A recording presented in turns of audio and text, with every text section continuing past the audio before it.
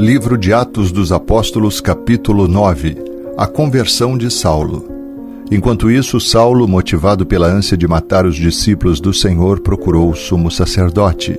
Pediu cartas para as sinagogas em Damasco, solicitando que cooperassem com a prisão de todos os seguidores do caminho, homens e mulheres, que ali encontrasse para levá-los como prisioneiros a Jerusalém. Quando se aproximava de Damasco, de repente uma luz do céu brilhou ao seu redor. Ele caiu no chão e ouviu uma voz lhe dizer: Saulo, Saulo, por que você me persegue? Quem és tu, Senhor? Perguntou Saulo. E a voz respondeu: Sou Jesus, a quem você persegue. Agora levante-se e entre na cidade, onde lhe dirão o que fazer. Os homens que estavam com Saulo ficaram calados de espanto, pois ouviam uma voz, mas não viam ninguém. Saulo levantou-se do chão, mas ao abrir os olhos estava cego. Então o conduziram pela mão até Damasco. Lá ele permaneceu cego por 3 dias, e não comeu nem bebeu coisa alguma. Havia em Damasco um discípulo chamado Ananias. O Senhor o chamou numa visão. Ananias. Sim, Senhor, respondeu ele. O Senhor disse: Vá à rua direita, à casa de Judas. Ao chegar, pergunte por um homem de Tarso chamado Saulo. Ele está orando neste momento. Mostrei-lhe numa visão um homem chamado Ananias, chegando e impondo as mãos sobre ele para que voltasse a enxergar. Ananias, porém, respondeu: Senhor, ouvi muita gente falar das coisas horríveis que esse homem vem fazendo ao teu povo santo em Jerusalém. E ele tem autorização dos principais sacerdotes para prender todos que invocam o teu nome.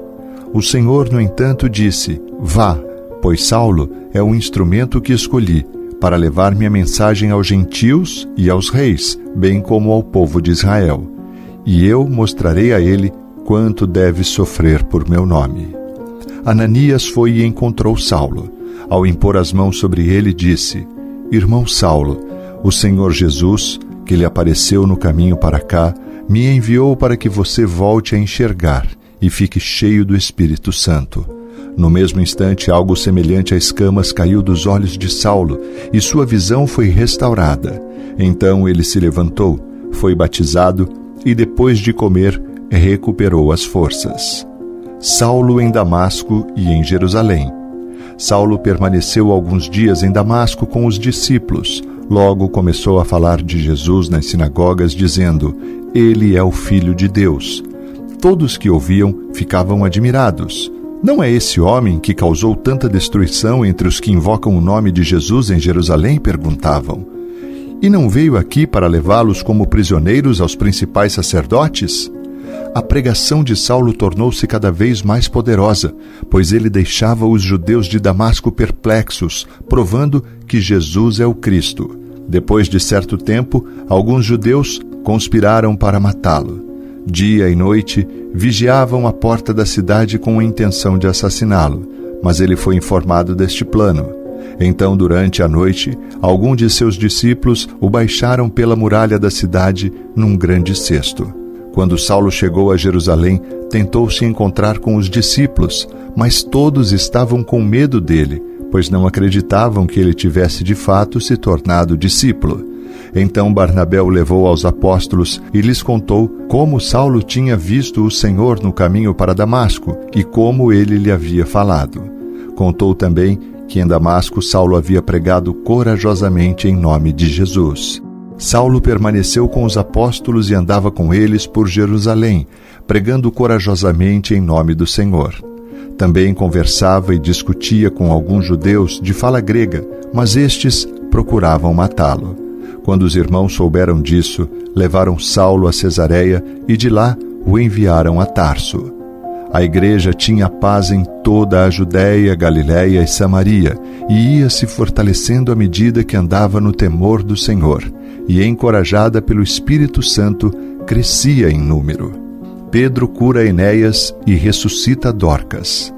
Pedro viajava por toda parte, e foi visitar o povo santo que vivia na cidade de Lida. Ali encontrou um paralítico chamado Enéas, que permanecia de cama havia 8 anos. Pedro lhe disse: Enéas, Jesus Cristo cura você. Levante-se e arrume sua maca. E no mesmo instante ele se levantou. Todos os moradores de Lida e de Sorona viram Enéas e se converteram ao Senhor. Havia em Jope uma discípula chamada Tabita, que em grego é Dorcas. Sempre fazia o bem às pessoas e ajudava os pobres. Por esse tempo ficou doente e morreu. Seu corpo foi levado para o sepultamento e colocado numa sala no andar superior. Quando os discípulos souberam que Pedro estava perto de Lida, enviaram 2 homens para lhe suplicar: por favor, venha o mais rápido possível. Então Pedro voltou com eles e assim que chegou foi levado para a sala do andar superior.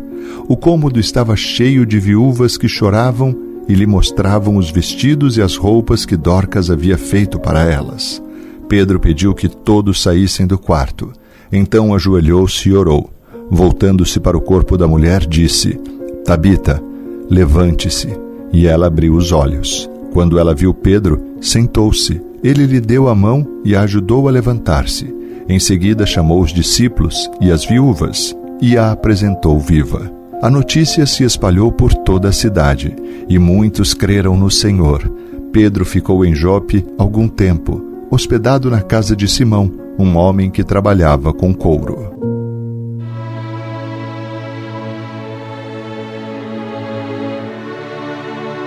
Santo, santo, santo é o nome do Senhor. Toda a terra, Pai, está cheia da Tua glória. Não há outro Deus além de Ti, Senhor. Somos tão gratos a Ti pelo dom da vida, pela respiração e por todas as coisas.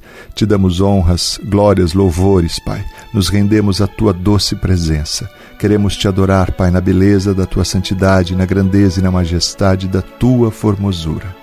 Ó Senhor, obrigado por Tua palavra que traz instrução, direção, encorajamento ao nosso coração. Que o Teu amado Espírito revele mesmo Jesus a cada um de nós a todo o tempo, Pai. Somos totalmente dependentes da Tua presença, Pai. Dependentes da Tua graça, do Teu favor, da Tua provisão. Nós esperamos somente em Ti, Pai, pois é tudo que temos. Oramos, Pai, para que tenhamos um dia abençoado, um dia na Tua presença. Ó Deus, eu oro agora por famílias que têm enfrentado dificuldades nos seus lares, Pai, de relacionamentos. Muitas famílias que estão tendo dificuldade, Pai, na provisão. Eu clamo por esta provisão, Pai. Eu clamo, Pai, para que não falte o alimento, para que não falte o trabalho. Deus, em nome de Jesus, abra portas para esses irmãos e irmãs agora. Eu oro agradecido no Seu nome, Pai. Ó Deus, eu clamo também, Senhor, por aqueles que estão tendo dificuldade nos relacionamentos. Pai, em nome de Jesus, libera perdão nesses corações, que a Tua graça traga mesmo, Pai, o perdão genuíno e que essas vidas sejam transformadas para a honra e glória do Teu nome. Dá-nos um dia na Tua presença, ó Senhor. Nós Te amamos e que jamais nos falte a Tua presença e a Tua provisão. Oramos no precioso nome de Jesus, nome que está acima de todo nome. Amém e amém. Graças a Deus.